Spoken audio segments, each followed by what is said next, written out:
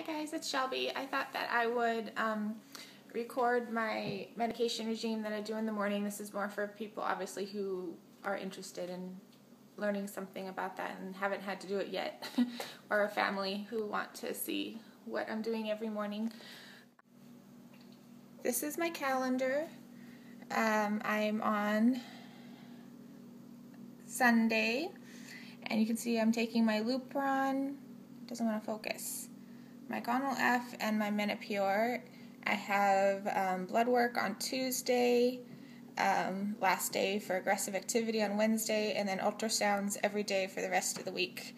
And then next week, the first day I could possibly have a retrieval is Sunday, with the corresponding transfer. I figured out is more like here, the first possible on Friday, hopefully, because I didn't take much more time off from work. So hopefully it's there. This is my medications and my morning coffee. Oh, and forgive my morning face. I didn't put any makeup on. But I have my Gonal-F,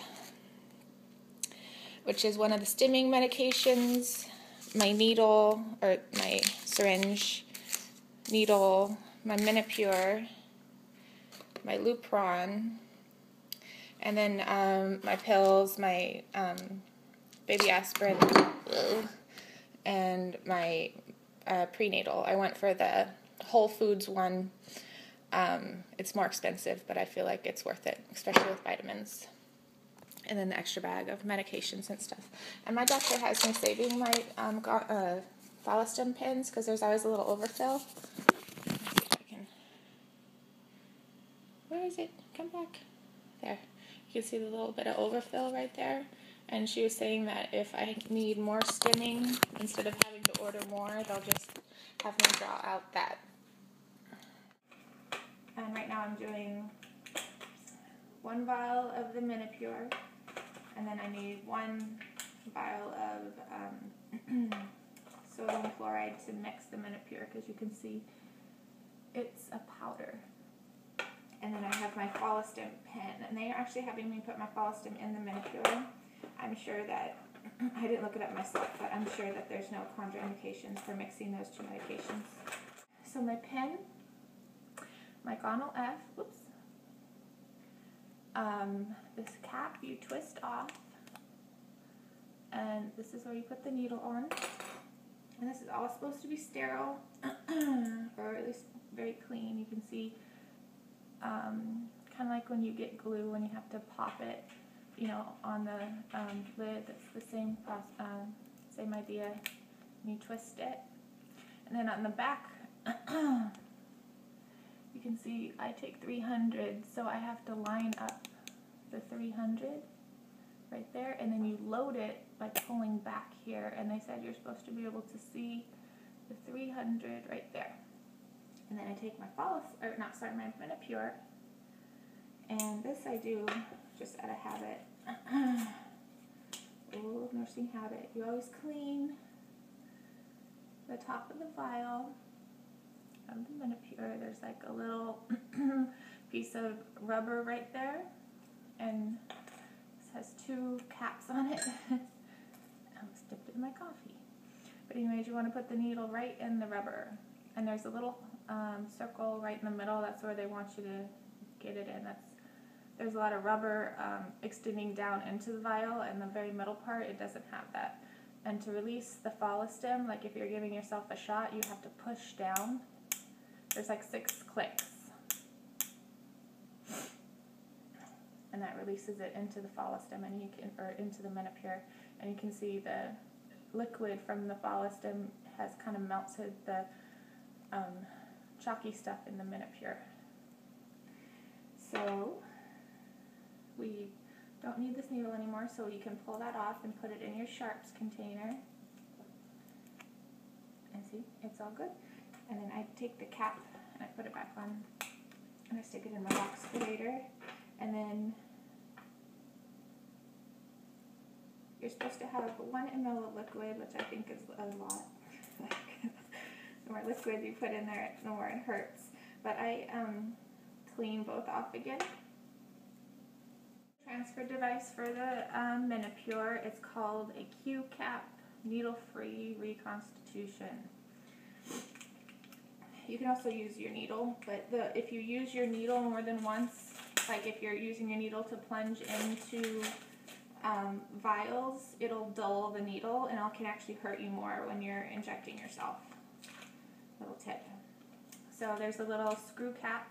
It's called the lure connection. I don't know if you guys care if you can see it, but you screw it onto the end of your syringe, and there's already a little bit of liquid in the Menopur from the follistim, so I do a little bit less than, and I can drop it too, that's classy.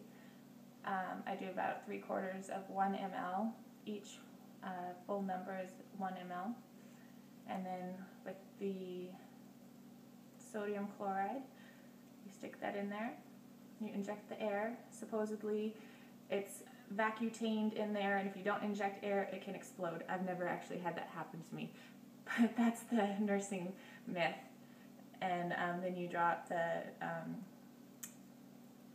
solution that you want, and I want like 3/4 of an ml. And then you pull off the sodium chloride, and you stick the whole transfer device onto the Menopur vial, which should already have the follistim in it, and then you push that in there and swirl. Let's do it where you can see it. And then hold it upside down and draw all of it in. It doesn't matter if you draw air in, you want to get all the medication. And then you can take this whole thing off. And then you have your needle. I have a 30 gauge, which is nice and tiny. Is that gonna, there we go. For sub-Q, my doctors are nice and gave me everything sub-Q. No IM shots, that would be hard to have to give yourself, but I'm doing what they call burping the needle. You want to get all the air out, and I can see through the needle cap, and I push until I see fluid coming out the tip of the needle to make sure there's no air, because you don't want to inject air in yourself. So this is my follistim and my Menopur, and I'm going to set that aside. I always wait until the medications are warm because it hurts less. So I get my Lupron injection ready. And the Lupron needles, they look a little different because this is given in units the same way that insulin is given. So I have 2 needles. It comes with this little cap on the bottom. I don't know why they do that. But you can see, instead of like this measuring like an ml, this is a unit, which is much smaller. See, like this first one right here, this is 5, that's 5 units. Can you see how tiny that is? It's like a bubble. I'm taking 10 units of Lupron, so I pre-draw my syringe right there to 10. And this is a multi-dose vial. This is what it looks like. The long name, leuprolide acetate. You never get used to saying those stupid long names, the proper name. And since I've been using this over and over, I always make sure that I clean it off really well. I mean, getting an infection from a needle is really, especially like sterile needles, is really rare, but I mean, you don't want to take any chances, right? So again, you draw up the air so you don't make your vial explode, and then you do the same thing. You inject it into the middle circle and draw up your dose. And then I also let this sit. And I put everything back. And the Lupron and the Gonal-F, they both need to be refrigerated. So yes, the Gonal-F. I keep calling it follistim, but it's Gonal-F and follistim are